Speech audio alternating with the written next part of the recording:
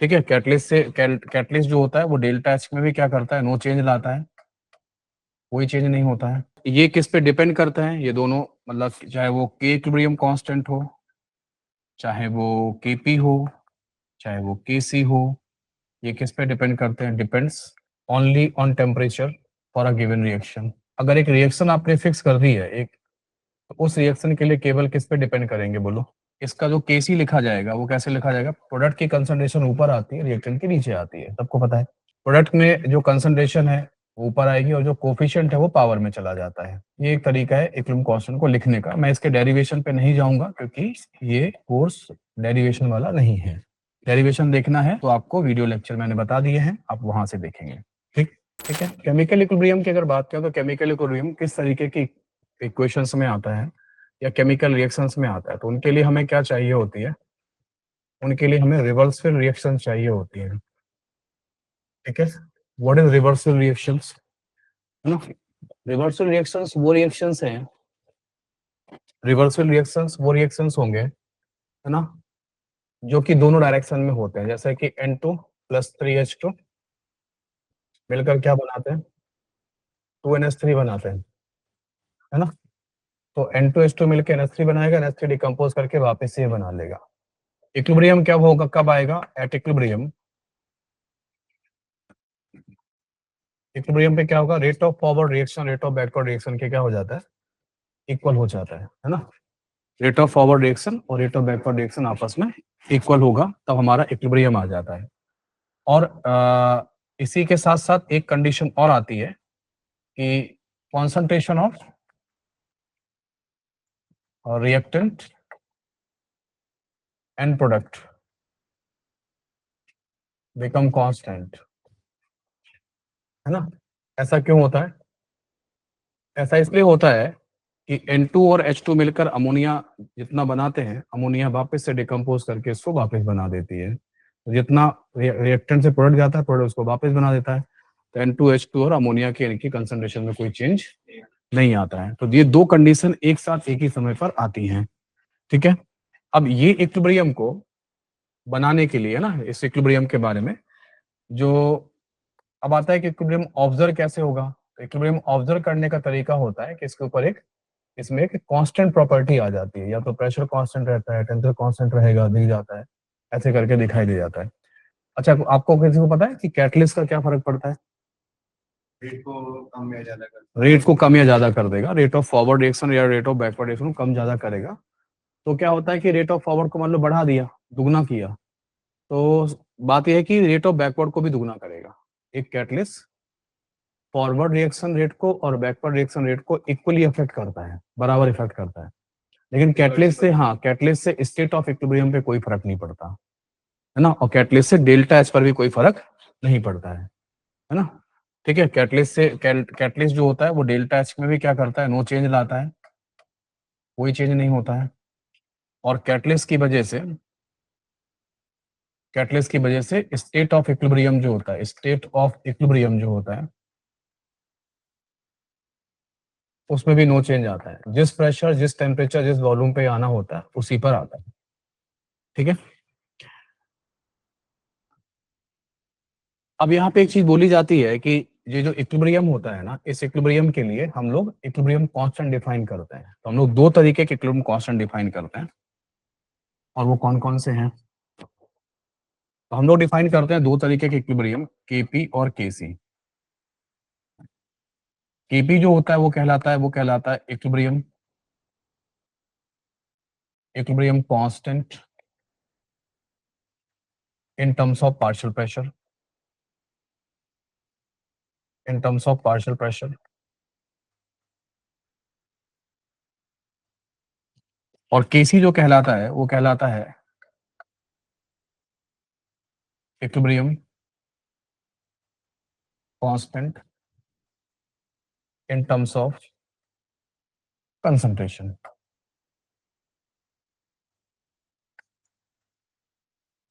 अब क्वेश्चन ये आता है कि सर ये इक्विलिब्रियम कांस्टेंट जो होते हैं वो कैलकुलेट कैसे किए जाएंगे। तो कोई भी इक्विलिब्रियम कांस्टेंट होगा, चाहे वो केपी हो या केसी हो, वो हमेशा केएफ अपॉन केबी का रेशियो होता है। अब ये केएफ और केबी क्या है, एफ जो होता है वो होता है फॉरवर्ड रिएक्शन रेट कांस्टेंट, और केबी जो होता है वो होता है बैकवर्ड रिएक्शन रेट कांस्टेंट।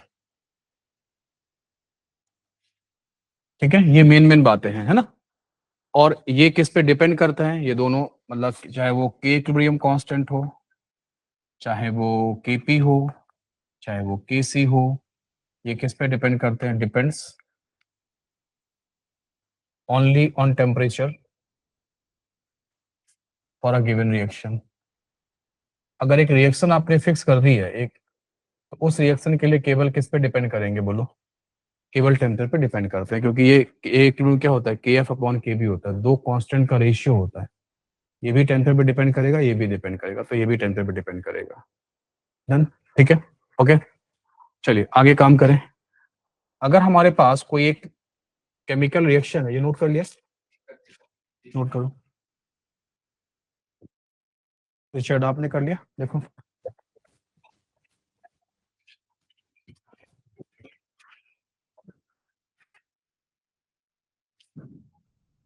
अब एक अगर हमारे पास एक कोई गैसियस रिएक्शन होता है ना, है ना, let us take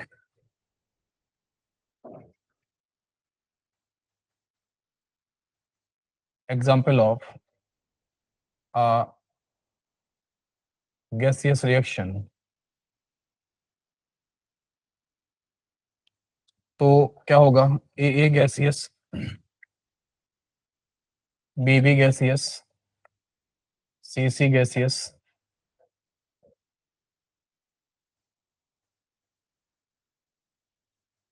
D gaseous, इस तरीके से रहता है। इसका इक्विलिब्रियम कांस्टेंट कैसे लिखा जाएगा, इसका जो केसी लिखा जाएगा वो कैसे लिखा जाएगा, प्रोडक्ट की कंसंट्रेशन ऊपर आती है, रिएक्टेंट के नीचे आती है, सबको पता है। प्रोडक्ट में जो कंसंट्रेशन है वो ऊपर आएगी, और जो कोफिशिएंट है वो पावर में चला जाता है। ये एक तरीका है इक्विलिब्रियम कांस्टेंट को लिखने का। मैं इसके डेरिवेशन पे नहीं जाऊंगा, क्योंकि ये कोर्स डेरिवेशन वाला नहीं है। डेरिवेशन देखना है तो आपको वीडियो लेक्चर मैंने बता दिए हैं, आप वहां से देखेंगे। ठीक, केसी कैसे लिखा जाएगा, केसी ऐसे, तो केपी कैसे लिखा जाएगा, केपी लिखने का तरीका है पार्शियल प्रेशर ऑफ सी की power C, partial pressure of D की पावर डी, और पार्शियल प्रेशर ऑफ ए की पावर ए, और पार्शियल प्रेशर ऑफ बी की पावर बी। ऐसे लिखा जाएगा। ये लिखने का तरीका जरूर ये है, ये इन क्या बताया था मैंने आपको, बोलो। केपी प्रोडक्ट अपॉन रिएक्टेंट आता है, और मैंने आपको अभी दिखा था, क्या लिखा था, देखो क्या लिखा है, पढ़ो। केपी क्या लिखा था, equilibrium constant in terms of partial pressure, तो इक्विलिब्रियम वो होगा। केसी क्या लिखा था बोलो, इन टर्म्स ऑफ कंसंट्रेशन, वो लिखा जाएगा। ये लिखने का तरीका है, प्रेजेंट करने का तरीका है, लेकिन केपी और केसी ये होते नहीं है, केपी केसी यही होते हैं। के एफ अपॉन, हाँ वही, के इक्विलिब्रियम कांस्टेंट, इक्विलिब्रियम कांस्टेंट दो तरीके का है, केपी और केसी।